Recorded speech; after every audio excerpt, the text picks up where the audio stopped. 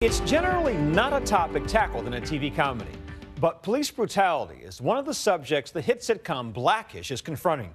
We take you behind the scenes with the actors who are part of one of the funniest and most socially conscious shows on television. Here's ABC's Deborah Roberts. The SVP of our new urban division, Andre Johnson. Wait, did they just put me in charge of black stuff? For 2 seasons, the Johnsons on Blackish have left viewers in stitches. Obama's the first black president?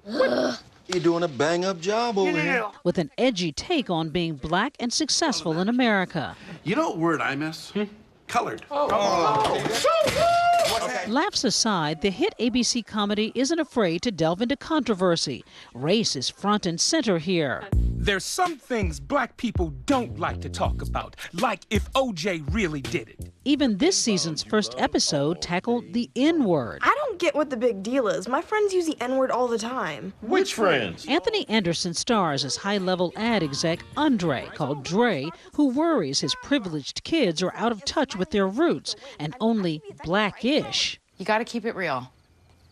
Keep it real. On the show, Dre's determined to keep it real in his household, which opens the door to some hot-button issues, including another sensitive topic, an episode entitled Hope, dealing with police brutality. This is the unarmed guy who was selling DVDs that got tased 37 times. Wow, is he okay? He got tased 37 times, so, you know, he's not great. Though other sitcoms have often taken on heated social issues, like growing pains with teens and alcohol. Were you drinking? Yes. Was Sandy? Yes.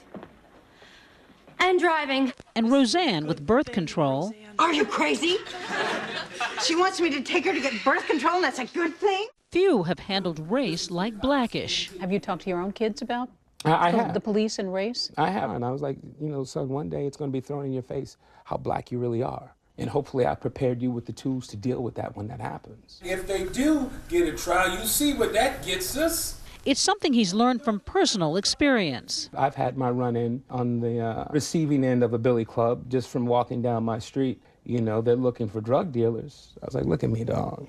I'm coming home in dance tights from the high school, from the performing arts. If I'm not really black, then could somebody please tell my hair and my ass? Dre's TV wife, Rainbow, played by actress Tracee Ellis Ross. It seems perfectly appropriate for our show. It seems perfectly appropriate for this family. We are a family living in this time. This is what's on the news. This is what's happening in our country.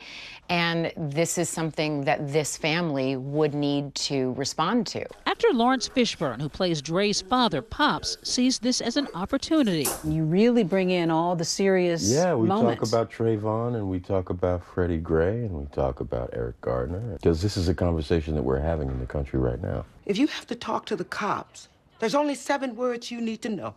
Yes, sir. No, sir. And thank you, sir. The scene struck a nerve for the actress who plays grandmother Ruby, Jennifer Lewis, who grew up near Ferguson, Missouri. I was warned as a child never to go to Ferguson alone, but Ferguson had a movie theater. I was not bothered by racism. I went and sat there with my popcorn. So Ferguson was personal for me. Kenya Barris created Blackish to fill what he said was a void on TV. Because there's so few examples of people of color on television, a lot of times the few examples that are become sort of the voice piece for America. In fact, Blackish prides itself on being politically incorrect. Were you worried about the name Blackish in the beginning? I was worried about it, and now I can't think it being called anything else. That was the big difference between us and The Cosby Show. That's why I stuck to the name Blackish. That family was about a family that happened to be black, and this was about a family that was absolutely black. We wanted to know how you think a black guy would say good morning. Probably just like that. Some people of color say they're a little squeamish sometimes. They worry that we're getting close to stereotyping and also some of the subject matter. Does it bother you that some folks find it a little uncomfortable? No, it doesn't bother me. That means we're in our groove. That means we're doing what we set out to do. You know, and any time that you're trying to say something of relevance and importance, it's going to make people uneasy. Did you feel when you were raising your kids and you are first generation successful that there were times where they're just kind of blackish, not quite? Oh, yes. My son came to me at 12 years old and said he didn't feel black.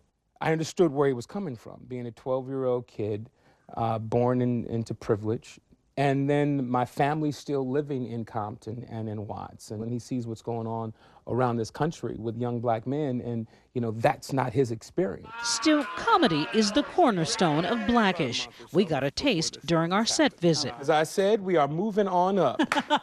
As they say on Cribs, this is where the magic happens. For people who know the show, that magic is inside Dre's closet. All I'm concerned about are my shoes. Oh my gosh. My shoe collection. Okay, this is crazy. Anderson feels free to borrow his character's shoes since he lends moments of his own life to the show. Remember this episode? I want to have a bar mitzvah. So that was actually a real event. That was a real event. I was like, son, we cannot have a bar mitzvah. That is not who we are. And I was like, son, well, your friends are Jewish. That's why they're having bar mitzvahs. And I was like, okay, look, this is what we'll do, man. I said, I will throw you a party. And you know what we do? We'll call it a bro mitzvah.